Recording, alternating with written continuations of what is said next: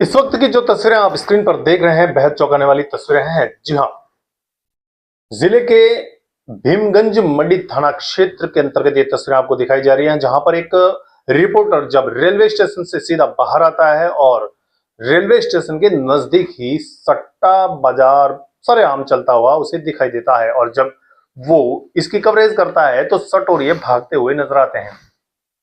अब जब एक रिपोर्टर को देखकर सटोरिये भागते हुए नजर आए तो क्या वहां की पुलिस को देखकर सटोरिये ये धंधा बंद नहीं कर सकते? और जबकि राजस्थान सरकार ने सीधा सीधा पुलिस महकमे को आदेश किया है कि जितना भी सट्टा कारोबार है जो अवैध तरीके से चल रहा है उस पर शिकंजा कसा जाए, तो भीमगंज मंडी थाना क्षेत्र अंतर्गत ये सट्टा व्यापारी आखिर सट्टा बाजार इतना तेजी से कैसे चला रहे हैं? बहुत बड़ा सवाल। मैं यहां पर जो तस्वीर आपको दिखाने जा रहा हूं, इधर आप देख सकते हैं कि जो कुछ लोग कमेंट्स कर रहे हैं कि पुलिस को खरीद रखा है इन लोगों ने। बहुत बड़ा गंभीर आरोप कुछ लोग कमेंट्स के माध्यम से लगा रहे हैं, पुलिस को खरीदा हुआ है, इस वजह से पुलिस वहां पर कार्रवाई नहीं कर रही है। दूसरी तरफ मैं आपको दिखाने जा रहा हूं कि जब वो रिपोर्टर वहां से रिपोर्टिंग करके सीधा थाने पहुंचता है और थाने पहुंचता है तो वहां पर देखता है कि एक व्यक्ति स्कूटी लेकर उसका पीछा करते हुए थाने के अंदर आया। रिपोर्टर जब वहां से सीधा थानाधिकारी को मिलने गया, थानाधिकारी नहीं थे, 2 दिन की छुट्टी बताई गई।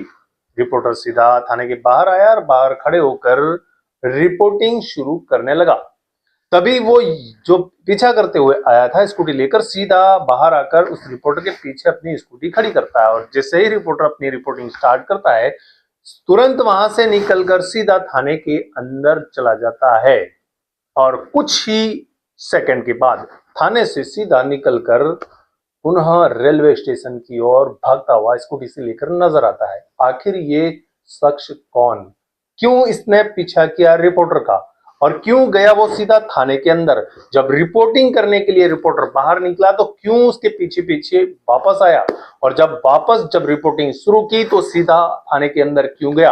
और जब थाने के अंदर गया तो महज कुछ सेकंड में वो निकलकर सीधा रेलवे स्टेशन की तरफ गया और जब रेलवे स्टेशन की तरफ वो निकला तो पीछे से थाने का एक सिपाही बाहर निकलता है और थाने के गेट पर खड़ा होकर रिपोर्टर की तरफ देखता है। रिपोर्टर रिपोर्टिंग स्टार्ट कर चुका है तो उसी समय किसी को फोन मिलाता है। किसको? उस व्यक्ति ने, उस पुलिस के जो कार्मिक है उसने किसको फोन लगाया है? बहुत बड़ा गंभीर सवाल।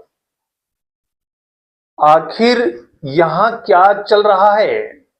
राजस्थान पुलिस में ऐसा कहीं पर भी नजर नहीं आया जैसा भीमगंज मंडी थाना क्षेत्र अंतर्गत ये मामला सामने आया, जहां एक रिपोर्टर सट्टा व्यापारियों को, सट्टा कारोबारियों को अपने कैमरे में कैद करता है और वहां से सट्टा कारोबारी, सट्टा व्यापारी और सट्टा लगाने वाले सारे भागकर चले जाते हैं।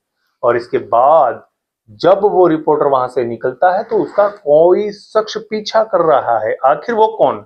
और जबकि इस कमेंट्स में आप देख सकते हैं सीधा सीधा वहां पर बताया गया है कि आपके पीछे ही खड़ा है वो कारोबारी जो सट्टा व्यापार करता है। तो क्या पुलिस की आंखें बंद हैं? और सबसे बड़ा सवाल, जब इस कमेंट्स में जिस व्यक्ति ने उसका नाम लिया है कि यही व्यक्ति सट्टा व्यापारी है, सट्टों का व्यापार करता है, सट्टा कारोबार करता है, तो आखिर वो सीधा पुलिस स्टेशन क्यों आया? क्या वो पुलिस से मिला हुआ है? बहुत ही बड़ा गंभीर सवाल। यहां पर पुलिस महकमे को इस पर जांच की आवश्यकता है, क्योंकि आम जन में विश्वास, आरोपियों में डर, ये स्लोगन यहां पर बिल्कुल कतई फिट नहीं बैठता है। और यहाँ के लोग अपने आप को अगर इसी तरह से चलता रहा तो डरा सहमा महसूस करेंगे, क्योंकि पुलिस जब कोई कार्रवाई नहीं कर रही है और पुलिस ने ही अगर इस तरह की शहद दी हुई है तो फिर यहाँ के लोगों को कौन बचाएगा? मैं एक बार पुनः राजस्थान पुलिस से निवेदन करना चाहूंगा कि राजस्थान पुलिस यहां भीमगंज मंडी थाना जो इसकी घटना है उस पर गंभीरता से इसकी जांच करे, निष्पक्ष जांच करे। आखिर वो व्यक्ति जो पीछा करते हुए आया था वो कौन था और वो पुलिस का जवान कौन था जो थाने के बाहर जैसे ही वो व्यक्ति निकला कौन लगा रहा था। दोनों की जांच निष्पक्ष होनी चाहिए और कौन इसमें दोषी है, कौन इनको शह दे रहा है, निष्पक्ष जांच कर उनको सजा मिलनी चाहिए, तभी हम सुरक्षित रह पाएंगे। और राजस्थान पुलिस को एक बार फिर से कह सकते हैं कि अपराधियों में डर और आम जन में विश्वास तभी कायम होगा जब इसकी निष्पक्षता से जांच होगी। धन्यवाद। जय हिंद, जय भारत। ऐसे ही क्राइम की खबरों के साथ हम हाजिर रहेंगे। तब तक के लिए मुझे इजाजत दीजिए। नमस्कार। जय हिंद, जय भारत।